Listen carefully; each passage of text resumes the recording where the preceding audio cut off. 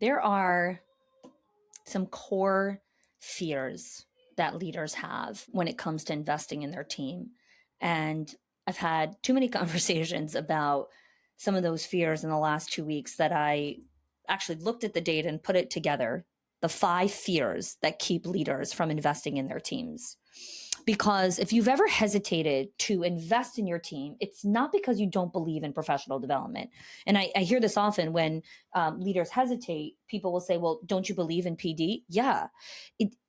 Owners believe, they want their people to grow. The challenge is you've invested before. You've bought the training. You've hired the consultant. You sent your directors to conferences. You held staff meetings. You shared resources. And for a brief moment, you allowed yourself to believe things might finally change. Maybe your team will take more ownership. Maybe the difficult conversations will get easier. Maybe the standards will hold without your constant intervention.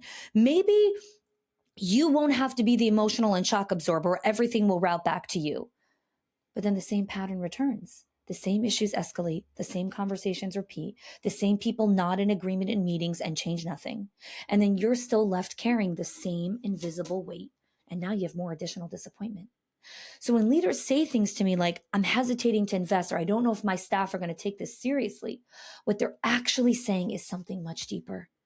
I don't know that I can afford to hope again. Because investing in your team is not just a financial decision. It's emotional. It's relational. It requires risking and believing that people can change and grow. It requires believing that your organization can evolve. It requires believing that you don't have to hold it all together forever. And when you've been disappointed before, hesitation makes a lot of sense.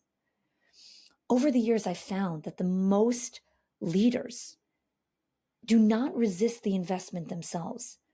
They wrestle with these 5 very real fears that think they're connected to the investment, but they're not. And until we call out and address those fears, leaders stay stuck because they continue to carry the emotional and operational weight of the entire organization alone.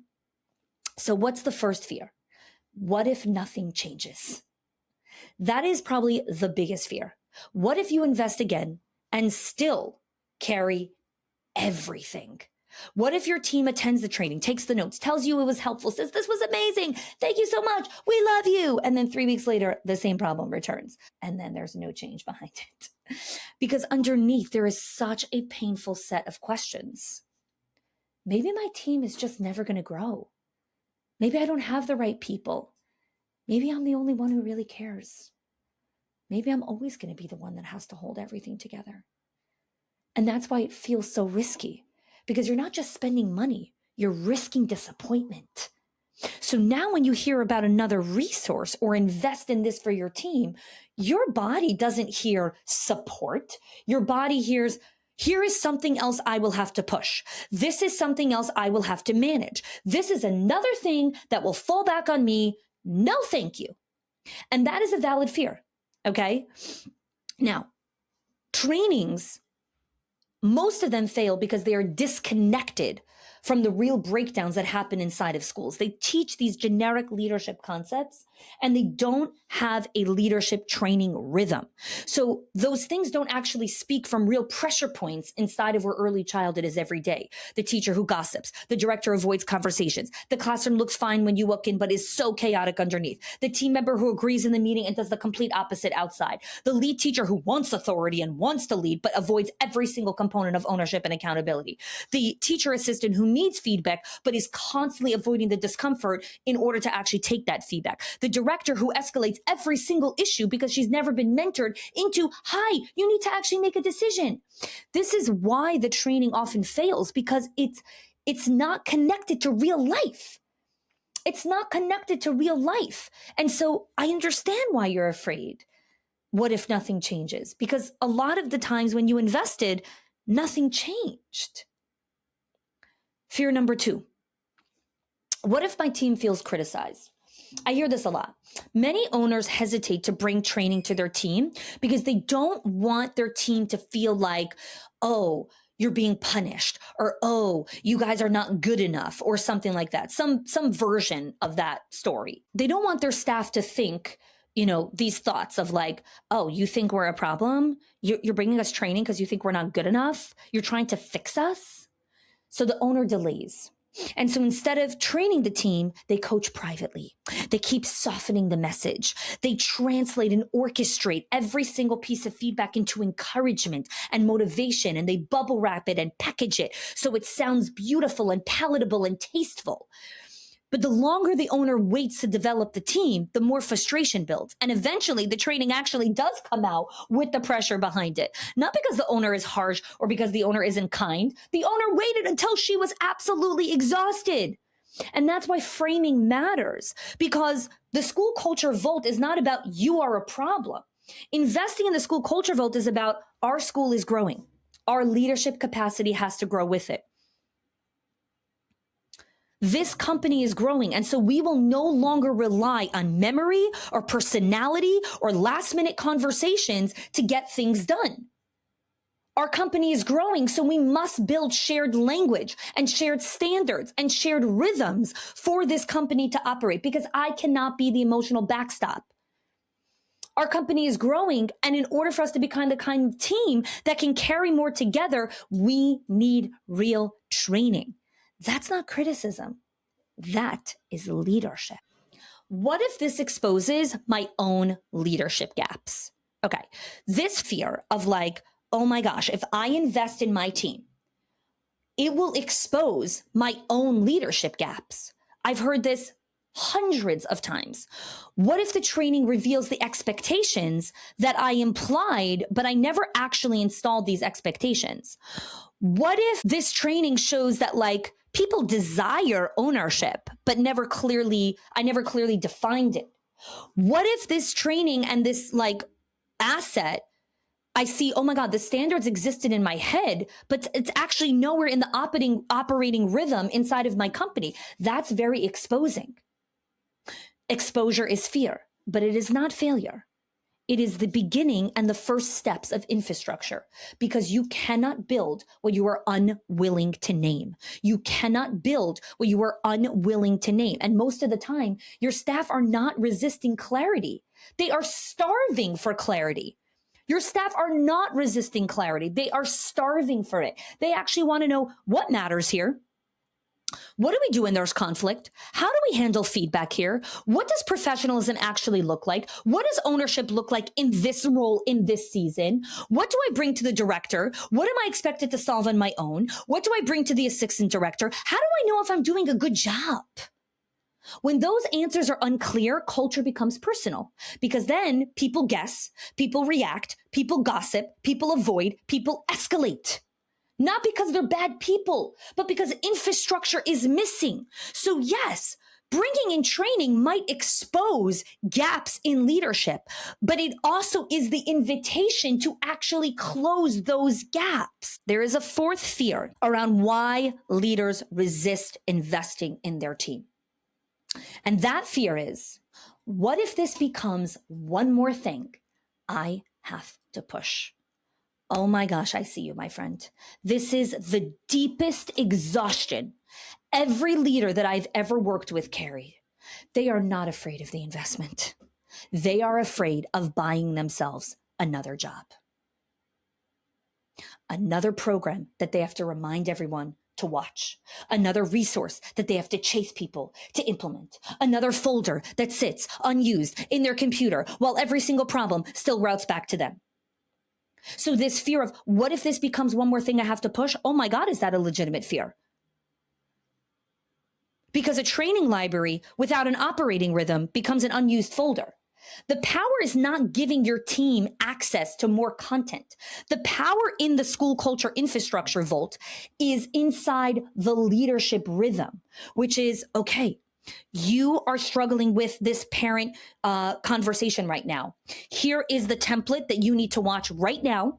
Watch it or read the template, study it, come back to me in 2 days from now when we have our one-on-one, and then we're going to work through it. We have a training here on confidence and resilience. Okay, we're going to do that at our next monthly staff meeting. This person is struggling with developmentally appropriate practice. Here is this video to watch. That's how training becomes infrastructure. What happens is people invest and they want everyone to like binge all of this like content and be like, okay, you binged. Like, don't you know everything now? Don't you know how to implement everything now? Like, you guys binged for 4 days on all of this stuff. Like, aren't you going to do it now? Aren't you going to deploy all of this amazing infrastructure? No, we don't binge training. You create it on rhythm. So the fear of what if this becomes one more thing I have to push? If you create a leadership operating rhythm on how you deploy these assets consistently, predictably, and reliably, then it actually isn't something to fear. The fifth and most glaring and hardest fear, this one like cuts to everything. And like, I'll work with leaders for years working through each of those fears, like uncovering the onion, uncovering the onion, uncovering the onion, uncovering the onion. And then we finally get to this fear. What if the truth is too hard to face? What if this proves that I actually don't have the right leaders? And sometimes training does reveal that. It actually reveals like this person really doesn't want to grow. It shows you who's really attached and married to the old way. And that becomes data. Because right now you're carrying the cost of not knowing and you're protecting people from the clarity while quietly resenting them for not rising up. And so training and investing in the team actually gives you a very clean read. Who leads in? Who applies this? Who uses the right language? Who takes the ownership? Who stays passive? Who resists every single standard? That tells you a story, not so you can judge them, but that you can lead from reality. From reality. Now it's scary because like, what if my team is already overwhelmed? And that's real. Early childhood is overwhelming. Teachers are managing behavior, parents, ratios, transition, documentation, emotional labor all day long. I'll say that again. I just said that really fast. Teachers are managing behavior, parents, ratios, transitions, documentation, and emotional labor all day long. And so owners are like, oh my God, this is going to feel more for them. But the right skill development does not add weight. It removes confusion. The right training and skill development does not add weight. It removes confusion. It gives people the lens and the way to handle the stuff that they're already doing. It makes one-on-ones actually the ability to give feedback that's less awkward. It gives them the ability to actually run a classroom observation with the tool, so they're running it on quality, not based on, oh my God, they had 5 paintbrushes inside of the sink and blah, blah, blah. They're such a messy person. No, it gives a difficult conversation feedback framework so that accountability doesn't have to feel so personal. It creates shared standards and conversations that reduces the consistent real-time negotiation that exhausts them, that actually makes them overwhelmed. This is not extra work. This is the infrastructure that makes the work less chaotic. And the hardest truth, that you are the only one who currently sees how serious this is. Your job is not to wait until your team asks for infrastructure. Your job is to build and install the infrastructure and invite them to rise to it. So leaders say things like, is every staff member going to be on board? I need to get buy-in. I need to get people excited. I need to get everyone on the same page. No. The better question to ask is, what will continue to happen if I do not build leadership capacity on my team? Because you're already paying the cost. It's showing up in repeated conversations, in turnover, in avoidance, in your exhaustion, in directors who care deeply but do not know how to lead clearly. It shows up in teams that want belonging but avoid responsibility. It shows up in standards that disappear the second pressure enters the building. And so that is why I created the Staff Culture Infrastructure Vault. It was built for this reason. These are field-tested trainings created from a decade of experience inside of classrooms. I worked inside of classrooms for a decade, inside classrooms and inside schools. These trainings were created from 19 years of experience of working in the field and 10 years in the classrooms. They are practical. They are specific. They are built for schools. They are designed to help your team develop core skills that create stronger culture in actual daily moments where culture is built or broken. So if you want to stop carrying a culture through reminders and frustration and invisible labor and emotional thinking, then I would love to invite you to invest in this core asset. Go to schoolsofexcellence.com/Volt. We'll put the link over here as well. Schoolsofexcellence.com/Volt. There's only a handful of them. We are deploying this now in this particular season because our company is no longer a training company for teachers. Now we install infrastructure, but we have all of these trainings that we've developed over the last 10 years that we want to deploy into schools. And so if you want to be one of those schools that gets access to this, go to schoolsofexcellence.com/Volt.